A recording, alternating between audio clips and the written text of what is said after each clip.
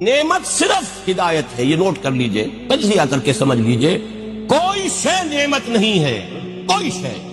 نہ اولاد نعمت ہے، نہ صحت نعمت ہے، نہ دولت نعمت ہے، نہ اقتدار نعمت ہے، اگر ہدایت ساتھ نہ ہو. ہدایت ساتھ ہو تو ہر شے نعمت ہے.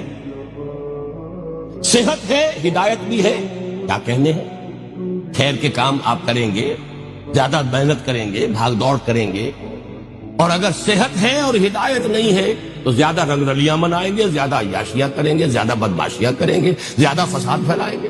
یہ نعمت تو نوعی زحمت ہو گئی.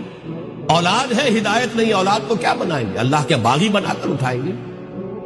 آپ کی قبروں پر جا کر پیشاب کرے گی وہی اولاد، کیا بنائیں گے اس کو؟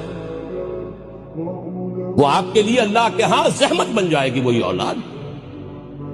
اور اولاد دی ہے، آپ کو ہدایت دی، اس کی تربیت صحیح کی ہے آپ نے، تعلیم اس کو صحیح دی ہے، وہ آپ کے لیے صدقہ جاریہ بن جائے گی.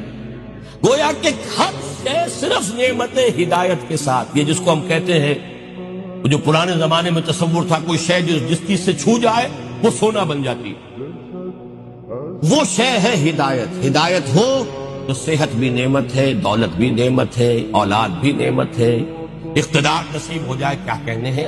انسان دنیا میں فلاح پیدا کرے گا، خیر پیدا کرے گا، خلق خدا کی بہتری کرے گا، حضرت یوسف کے نقش قدم پر چلے گا، قحط جیسے مسئلے کو حل کر لے گا. لیکن یہ کہ اقتدار ملا ہو اور ہدایت نہ ہو تو پھر انسان فرعون بنے گا، نمرود بنے گا، اپنا بھی بیڑا غرق کرے گا، پوری قوم کا بھی بیڑا غرق کرے گا.